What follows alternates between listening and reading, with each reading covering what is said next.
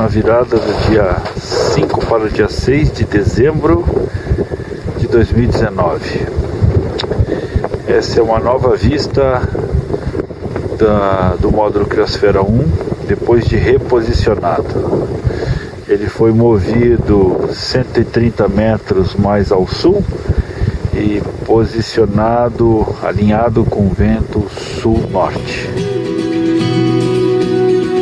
Em janeiro de 2012, o Brasil fincou sua mais distante bandeira no território antártico, o módulo Criosfera 1. Para se ter uma ideia, essa mini estação está localizada 2.500 quilômetros ao sul da Estação Brasileira Comandante Ferraz, que fica na Ilha do Rei Jorge, numa borda do continente gelado. É nesse lugar inóspito da Terra que o cientista brasileiro Francisco Aquino se sente em casa. Estamos reorganizando o acampamento, trazendo as barracas também mais para frente. Agora é passado meia-noite, é possível ver uma perspectiva geral do acampamento. Francisco é o chefe do Centro Polar e Climático da Universidade Federal do Rio Grande do Sul, a URGS.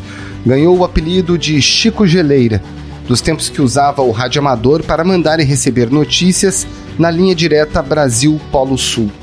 Hoje coordena um grupo de 100 pesquisadores, alguns deles retidos na Antártica, até que a ciência tenha novidades contra a pandemia.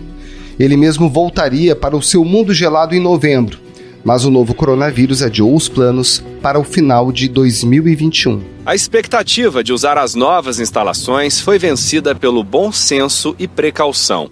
Reinaugurada em janeiro deste ano, a Estação Comandante Ferraz custou 100 milhões de dólares, mas não vai receber os cerca de 250 pesquisadores que costumam ir todos os anos durante o verão antártico, de outubro a março. Não são apenas os brasileiros que tiveram suas pesquisas afetadas pela Covid-19.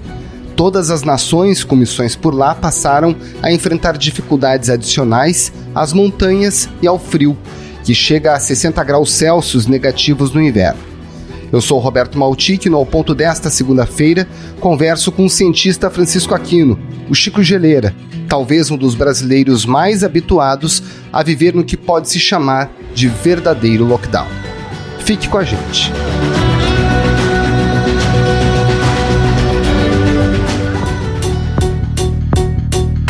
Francisco Aquino ou Chico Geleira, dá para dizer qual é o isolamento mais tedioso? Esse que você está vivendo em Porto Alegre por causa da pandemia? Ou aquele que você vive a 600 quilômetros do Polo Sul? Olá, Roberto, muito legal estar com você. Sem dúvida, o isolamento, o confinamento que passamos por Porto Alegre, em especial há alguns meses, ele foi bem mais tedioso, mais difícil, mais complexo do que o total lockdown, vamos dizer assim, no interior da Antártica. Talvez a vantagem que a gente tem que colocar no cenário é que tem um planejamento, né? Nós entramos no distanciamento social por uma imposição da pandemia, certo? Séria, grave e necessário, né? Mas isso não foi planejado, né? Não tem aviso prévio e etc. O detalhe é que o nosso isolamento no meio da Antártica, e isolamento completo, né? Ele tem um planejamento, ele tem uma preparação, e então a mente e o corpo visualizam isso e a gente organiza, né, o conhecimento e o treinamento que tem para poder enfrentar o tempo que for com as adversidades que vão surgir, né? Não é uma aventura onde a gente não sabe o que vai acontecer. É uma aventura do ponto de vista, né, de experiência, mas do ponto de vista profissional a gente tem total conhecimento do que vai acontecer, do que é esperado numa missão. Cada uma das nossas missões elas têm detalhes, curiosidades, especificidades, e posso te dizer que nessa última, de 2019 para 2020, novembro e dezembro, né, o que seria o nosso verão passado, nós tínhamos uma missão que era mover o Criosfera 1, mais de 2 toneladas, funcionando, 100 metros, 150 metros à frente para evitar que ele continuasse marcando muito ponto com acumulação de neve na sua volta, né? 1, 2, 3, já! Subiu, pino!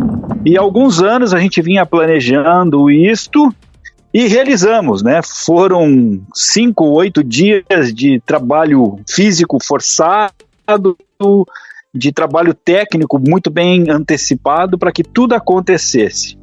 E, por incrível que pareça, com a pandemia e os cancelamentos estratégicos, por sinal de voltar ao campo, né, na Antártica, nos dá uma certa tranquilidade que nós deixamos o módulo, vamos imaginar assim, correndo o risco de ficar mais um ano sem ter a nossa visita, né? Então era o que nós não desejávamos, mas ficou na melhor condição sobre esse aspecto, né?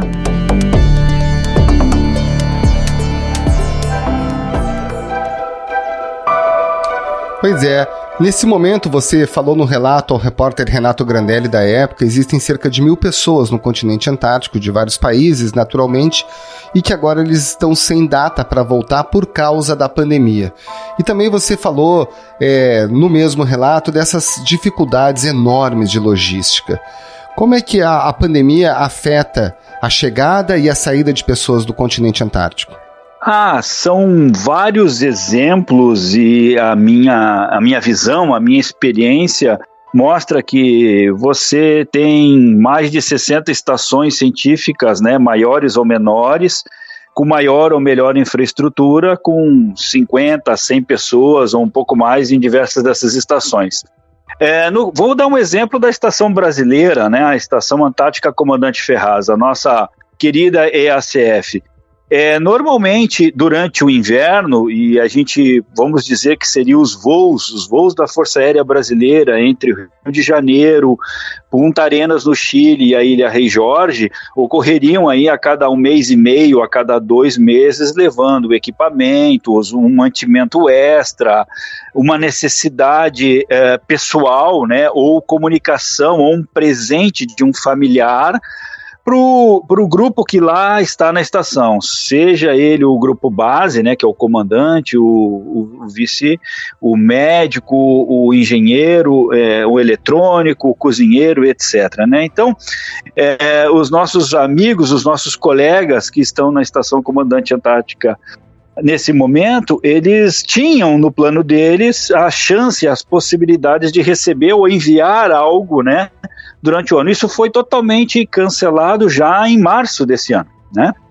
E até onde nós temos, do ponto de vista logístico, antes de novembro, dezembro, nenhum voo será autorizado, seja via Nova Zelândia, seja via Punta Arenas, Chile, seja via África do Sul. Então isso já está, né, gerando, né, digamos, impacto. Não estou dizendo que é um impacto pesado, profundo, o pessoal está treinado, vai manejar isso bem, né? Expedições polares sempre teve, né, na sua história, essas possibilidades de muitas vezes o navio não voltar, o avião não conseguir chegar no ponto desejado e a gente tem que ter esse planejamento, replanejamento, vamos dizer assim.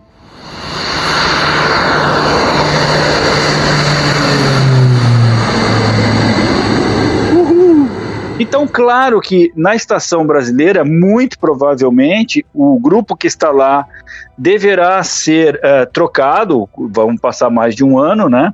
Eles vão ser substituídos, mas não vai ter aquela possibilidade de chegar o grupo novo, o pessoal interagir, fazer visitas pessoais por casa de geradores, sala de comunicação, enfermaria, etc., onde a pessoa que vai assumir um posto conversa com o seu colega, né, o seu profissional que vai repassar as instruções e ambientar melhor. Isso não vai ser possível, né, porque esse contato, né, de pessoas saindo, obviamente, de um lugar que não teve a Covid, que não tem, que está puro, com entrada controladíssima de pessoas que não vão estar levando a Covid para lá, né? Então isso vai ser bastante complexo, vai ser um desafio, e isso colocou para a comunidade científica, vamos dizer que ao longo do verão na Estação Brasileira nós teríamos aí 50, 60 pesquisadores por um mês, 2 meses, né, rodízio, entrando e saindo, né, ao longo de novembro, dezembro, janeiro, fevereiro e março. Isso foi cancelado, porque exatamente não tem como você fazer quarentena de entrada, quarentena de saída e mais o tempo de permanência, né, no campo. Então isso tornou, do ponto de vista logístico, técnico e de saúde, inviável, né? Então todos os países entenderam que era correto, era necessário fazer esse cancelamento.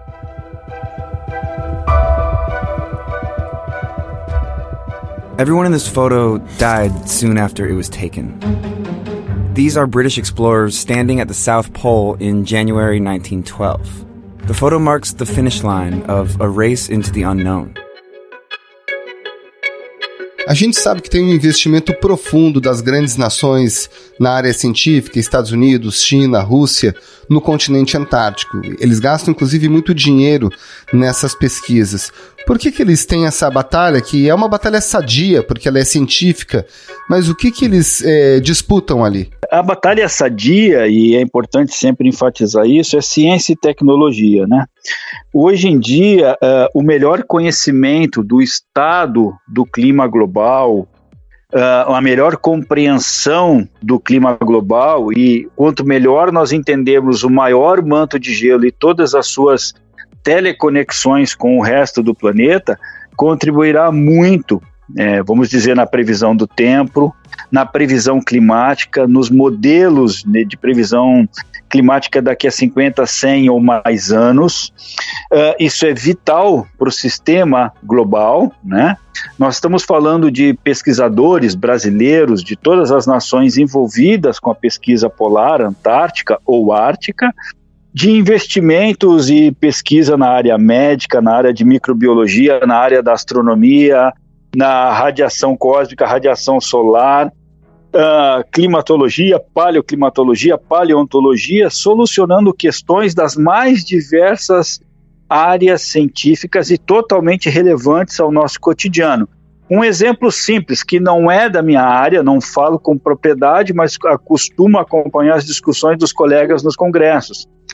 Existem espécimes de peixes antárticos que têm capacidade de cicatrização fenomenal. E o pessoal estuda essas propriedades para aplicar na recuperação em blocos cirúrgicos, em alas de queimados ou em cirurgias de recomposição, né, de tecido e etc. Né? Então, tem uma potencialidade enorme de exploração em todos os vamos dizer assim, ambientes do sistema terrestre, né? A Antártica é um deles. Tá?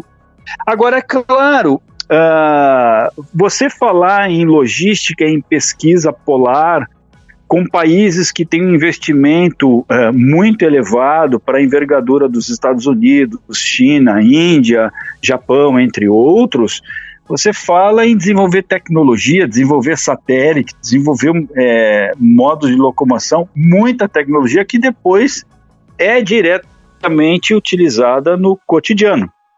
O mesmo desafio que nós temos para baterias, para moto, veículos, etc., no futuro, né, para substituir o motor a combustão, é também uma pesquisa de ter baterias ou ter uma solução de energia de longo prazo e mais eficiente no interior da região polar, né? A aviação, né? Você voar na região polar, né, permite entender melhor uma série de aspectos técnicos e de infraestrutura de aeronave, né, de montar aeronave.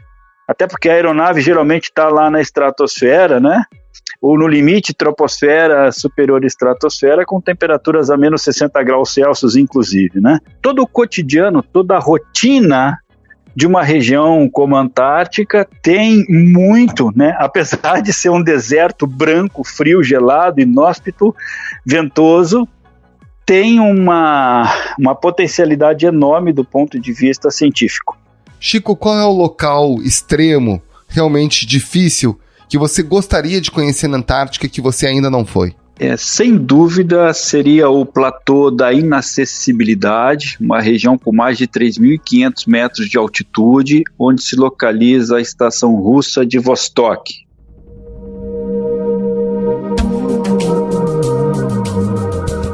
Lake Vostok has been hidden underneath 4 kilometers of ice for tens of millions of years. Scientists want to reach it in order to find out more about the climate of the past and of the future. Onde registramos a temperatura mais baixa do nosso planeta, menos 89,2 graus Celsius, por ser, além de isolado, muito frio, muito ventoso. O próprio nome já chama a minha atenção. Platô ou Planalto da Inacessibilidade. É o lugar que realmente me encantaria conhecer ou, quem sabe, até passar uma missão de verão ou até de um ano.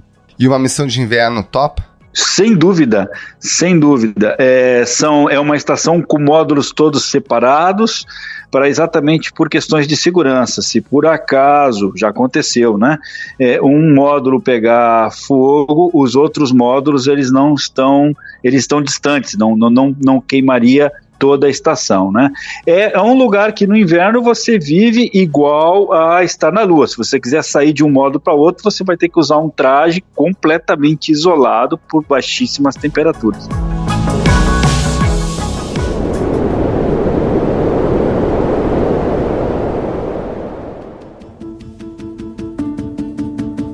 Agora, dos lugares que você já foi, algum deles te colocou com medo, assustou? Platô Detroit é o lugar onde eu realmente tive o maior susto pela inacessibilidade, só entrando e saindo de avião, a inacessibilidade por rigoroso mau tempo, ciclones extratropicais, tempestades severas associadas a vento com mais de 100 km por hora, precipitação muito intensa. É um lugar que você tem pouco tempo, poucas janelas de bom tempo para trabalho e extrema dificuldade tanto na entrada para montar o acampamento quanto para a saída. E no final dessa missão, tiramos um testemunho de mais de 80 metros de profundidade, fizemos geofísica, colegas da UERJ, colegas do Observatório Nacional do Rio de Janeiro, do Instituto Nacional de Pesquisas Espaciais, Estados Unidos, Chile e nós aqui da Universidade Federal do Rio Grande do Sul. Fomos desmontando o acampamento, em 4 voos de Twin Otter, estávamos recolhendo tudo. Eu e mais 2 colegas ficamos por último para desmontar o que seria a barraca banheiro, barraca cozinha, últimas caixas de comida e equipamento pessoal para o último voo, né?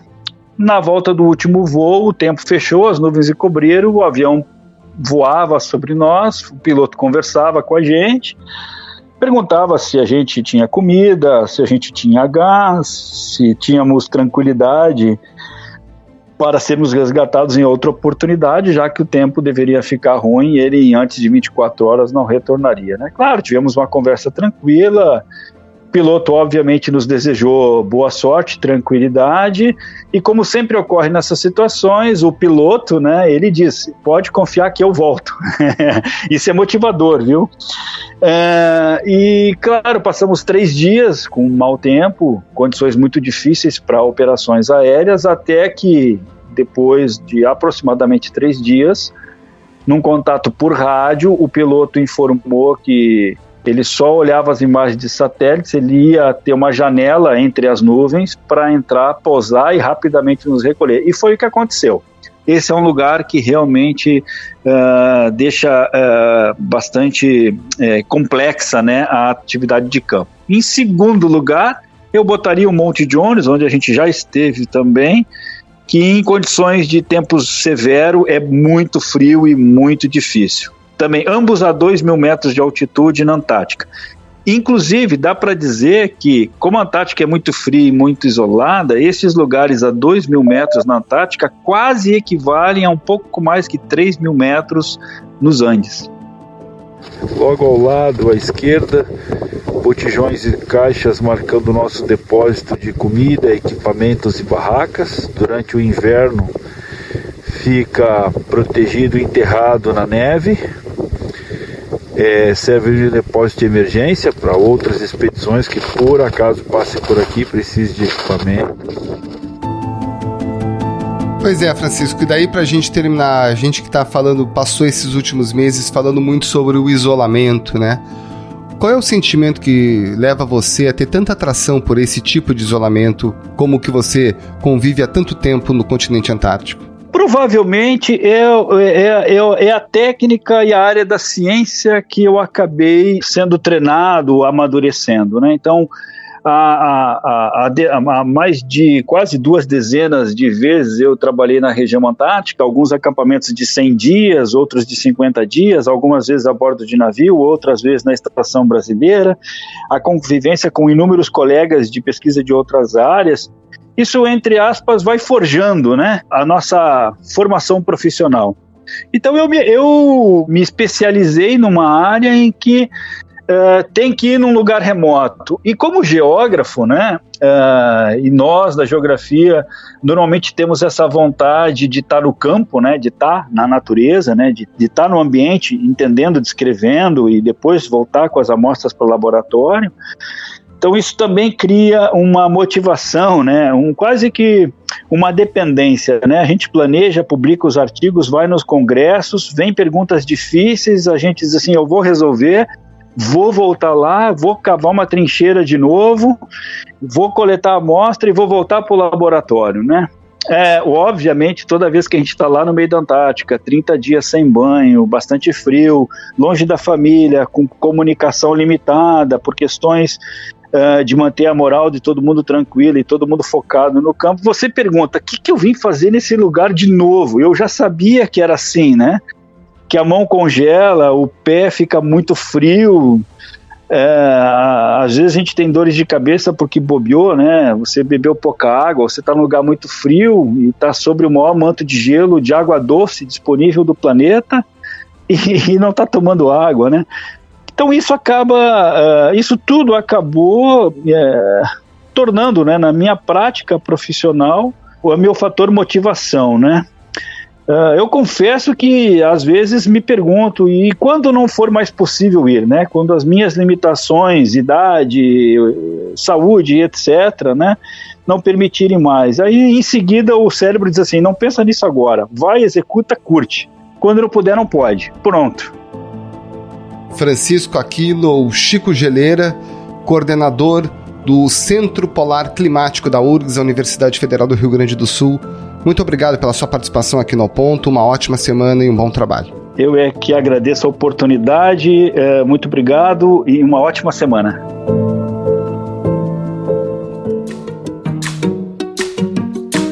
Esse foi o Ao Ponto de hoje, o podcast diário da redação do Globo. Nessa conversa, a gente conta com a participação de toda a equipe do jornal, as mesmas pessoas que levam até você informação e análise de qualidade todos os dias. Quer saber mais? Assine o Globo. Acesse assineoglobo.com.br e confira todas as notícias e reportagens especiais.